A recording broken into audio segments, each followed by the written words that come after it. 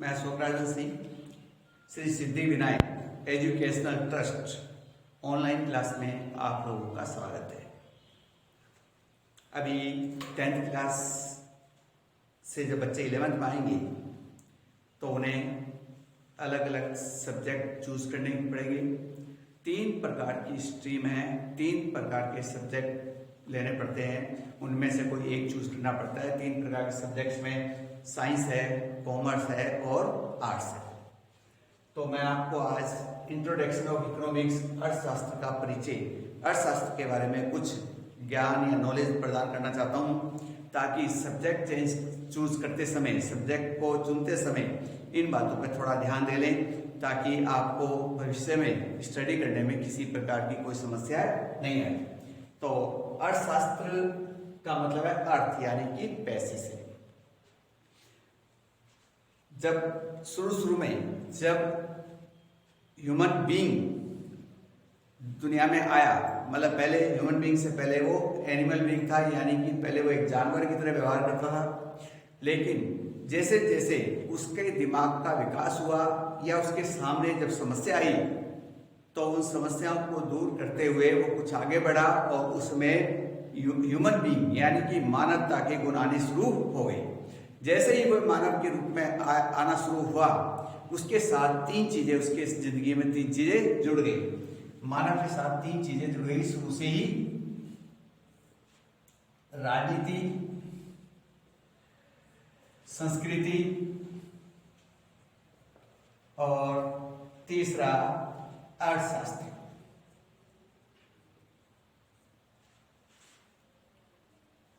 जैसे ही वह आदिवासी के रूप में आया, यानी कि एनिमल बीइंग से थोड़ा सा समझदार होकर वो ह्यूमन बीइंग की ओर जैसे उसने स्टेप रखा, तो पहला युग उसका चला आखेट युग।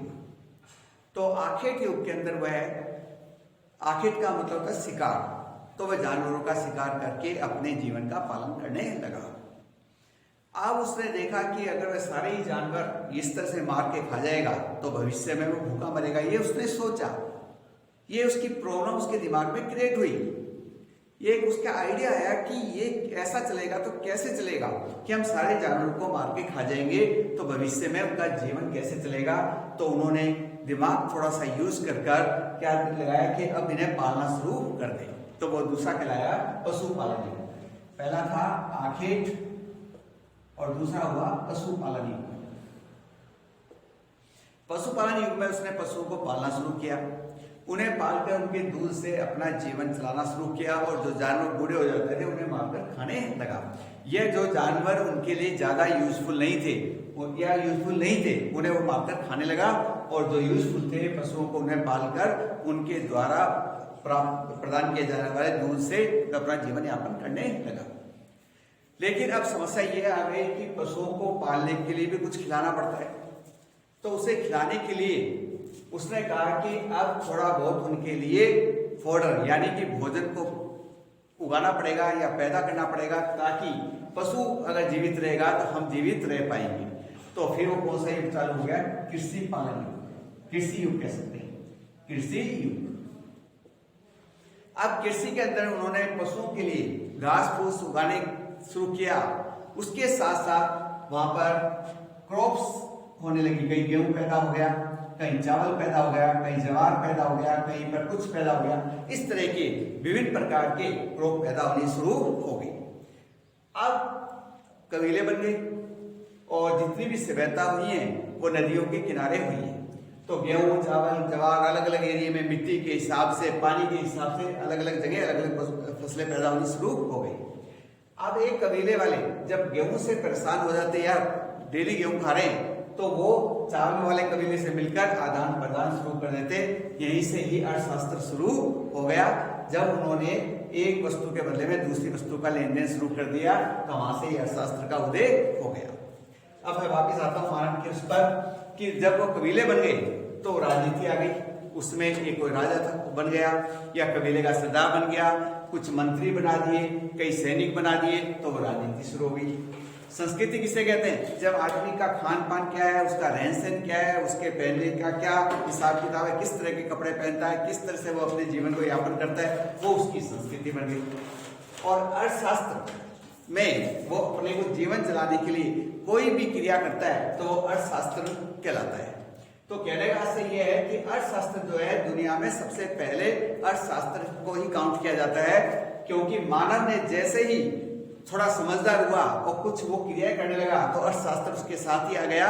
राजनीति भी बाद में आई है और संस्कृति भी बाद में आई है, क्योंकि अर्थशास्त्र के अंतर्गत क्या है कि जब उसने गेहूं पैदा की, चावल पैदा किया अपने खाने के लिए, तो इसका मतलब आदान प्रदान किया तो अर्थशास्त्र शुरू हो गया। तो अर्थशास्त्र को हम कह सकते हैं कि ये आदमी की जीवन से जुड़ा हुआ है। आदमी कोई भी क्रिया करता है, किसी भी प्रकार की क्रिया करता है अपने जीवन को यापन करने के लिए, वो अर्थशास्त्र में शामिल हो जाता है। जैसे मान के चलो कि कोई चीज खा रहा है, कोई व्यक्ति कोई चीज खा रहा है, कितनी मात्रा में खा रहा है, कम खा रहा है, ज्यादा खा रहा है या नहीं खा रहा है, तो वो भी उसकी एक क्रिया जो है वो अर्थशास्त्र में शामिल हो जाती है। जैसे मैं स्कूल में पढ़ा रहा हूँ तो ये भी एक आर्थिक क्रिया है, ये भी अर्थशास्त्र में शामिल है, क्योंकि मैं पढ़ा रहा हूँ, किस कारण से पढ़ा रहा हूँ कि मुझे पैसे की जरूरत है, पैसे के लिए मैं काम कर रहा हूँ। एक बच्चा स्कूल में पढ़ रहा है तो उसका भी लास्ट में जो मोटिव रहेगा, उसका भी जो मोटिव है, पढ़ने का मोटिव क्या है, पैसा कमाना ही है, वो भी आर्थिक क्रिया है, वो भी अर्थशास्त्र है। इसी प्रकार से कोई कृषि कर रहा है, कोई व्यापार कर रहा है, कोई उत्पादन कर रहा है, any activities which are done by anyone, कोई भी एक्टिविटीज या एक्टिविटीज कोई भी किसी व्यक्ति के द्वारा पैसा कमाने के लिए की जा रही है, वो अर्थशास्त्र में शामिल है। अब इसके अंदर हम कह सकते हैं कि जैसे उपभोग करना, उपभोग करता है कोई, उपभोग करता है यानी कंजप्शन। जब वह किसी वस्तु का उपभोग करता है तो उपभोग का बेस भी अर्थशास्त्र है कि वे किसी भी वस्तु को कितनी मात्रा में उपभोग कर रहा है, कम कर रहा है, ज्यादा कर रहा है, नहीं कर रहा है, कर रहा है। जैसे फॉर द एग्जाम्पल, एक व्यक्ति शराब पी रहा है, वाइन या लिकर, और दूसरा व्यक्ति दूध पी रहा है। अगर हम किसी एक शरीफ आदमी से पूछें या एक सामान्य व्यक्ति पूछे कि शराब का उपभोग ठीक है या बुरा है, दूध का ठीक है बुरा, तो कई तरह के उसके अपने अपने आइडिया या अवसर आ जाएंगे कि शराब बुरी है, दूध बढ़िया है। लेकिन अर्थशास्त्र क्या कहता है, एक शराबी शराब पी रहा है तो उसका मोटिव क्या है, अधिकतम संतुष्टि प्राप्त करना है, जो उसे शराब में मिल रही है इसलिए वो शराब पी रहा है। तो this is a part of economics.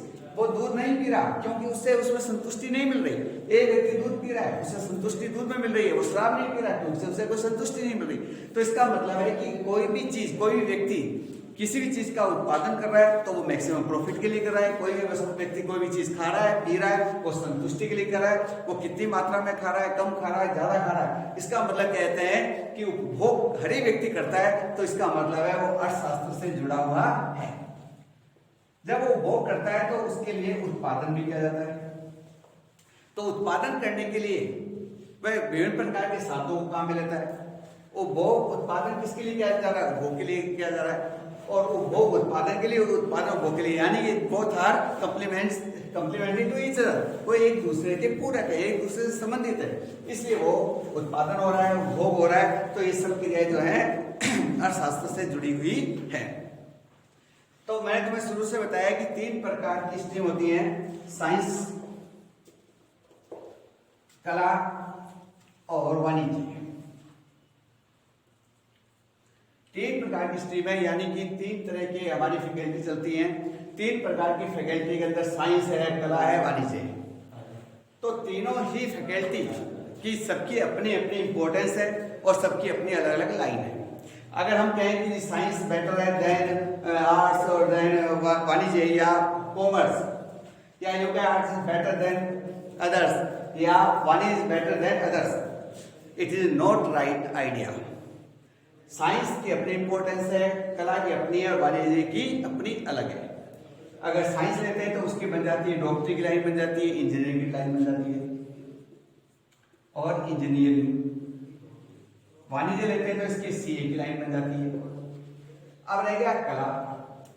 कला जो है वो एक ऐसा है, इसके अंदर बहुत ज्यादा सब्जेक्ट हैं। इतिहास भी हो गया, पॉलिटिकल भी हो गई, जियोग्राफी भी हो गई और इकोनॉमिक्स भी हो गई और जियोग्राफी भी हो गई। सभी सब्जेक्ट की अपने अपनी इंपॉर्टेंस है और सबकी अपनी अपनी लाइन है। अगर इस समय मैं अपने इकोनॉमिक सब्जेक्ट की बात करूं तो चाहे वो कोई भी सब्जेक्ट ले, लेकिन लास्ट में उसका जो मोटिव रहता है वो पैसा कमाना ही होता है। वाणिज्य पढ़ता है उससे ये बनता है उसका मोटिव टू अर्न मनी है, साइंस के अंदर चाहे डॉक्टर बने, चाहे इंजीनियर बने, चाहे कुछ भी बने, लेकिन उसका मोटिव क्या, पैसा कमाना। यानी कि every activity which are done by any person to earn money, it means that is economics. तो इकोनॉमिक्स क्या है, बहुत ब्रॉड है, इसका पूरे वर्ल्ड से रिलेशन है, किसी एक व्यक्ति विशेष या किसी एक कंट्री विशेष से संबंधित नहीं है, क्योंकि सबसे पहले जो दुनिया में आया वो अर्थशास्त्र ही आया। आज हम कोई भी पढ़ा रहा है, कोई अध्यापक पढ़ा रहा है, कोई डॉक्टरी कर रहा है, कोई इंजीनियरिंग कर रहा है, कोई रेडी वाला, कोई मूंगफली बेच रहा है, कोई गाजर बेच रहा है, सब्जी, कपड़े, ये सब एक्टिविटीज किससे जुड़ी हुई है, अर्थशास्त्र से जुड़ी हुई है। इसलिए बच्चों सभी सब्जेक्ट अपनी इंपॉर्टेंस रखता है। कोई कहता है साइंस बेटर है और कला जो है बेकार है, लेकिन जितने भी आईएएस और आरएएस ऑफिसर या एडमिनिस्ट्रेशन में जितने भी हाई क्लास की जो पोस्ट है वो किससे मिलती है, वो केवल आर्ट्स सब्जेक्ट से ही मिलती है। साइंस का एक लिमिटेड है, वाणिज्य का भी एक लिमिटेड है, लेकिन कला का जो है एरिया काफी ब्रॉड है, क्योंकि जीके इसके अंदर मिलती है।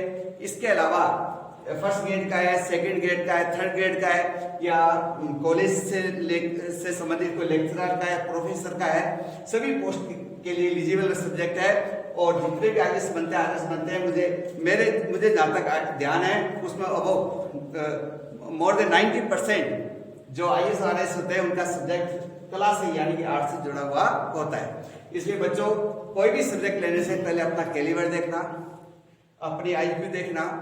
ऐसा नहीं किसी के कहने पर कोई भी सब्जेक्ट ले लो, तुम्हारे में खुद में एबिलिटी अपने सब्जेक्ट के बारे में जानने की या अपनी आईक्यू के बारे में सभी जानते हैं। इसलिए सब्जेक्ट से लेने से पहले अपने उस पर मंथन करना, मनन करना कि मैं जो सब्जेक्ट लेने जा रहा हूँ क्या मैं उसे डिजर्व करता हूँ या वो मुझे डिजर्व करता है।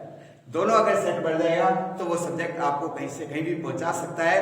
जो उन्हें कि साइंस वाले ही कामयाब होते हैं या वाणिज्य वाले कामयाब होते हैं, कामयाब तो आर्ट्स वाले भी होते हैं। और मैक्सिमम जो सक्सेस की जो अगर हम मान के चलें तो कला के अंदर ये गवर्नमेंट सर्विस में मैक्सिमम आर्ट्स सब्जेक्ट वाले ही आप लोगों को स्टूडेंट मिलेंगे, क्योंकि इसमें हर एक प्रकार का ज्ञान है। क्योंकि कला का मतलब है साइंस, इसके अंदर इतिहास है, पॉलिटिकल है, जियो है और भी इकोनॉमिक्स भी है। तो ये सभी सब्जेक्ट बहुत बढ़िया हैं, जो तुम्हें अच्छा लगे, जो तुम्हें भाए या तुम्हें वो भाए या वो तुम्हें भाए, वही सब्जेक्ट सबसे बढ़िया रहता है। इसलिए चूज करने से पहले सोच लेना। Thank you, have a nice day.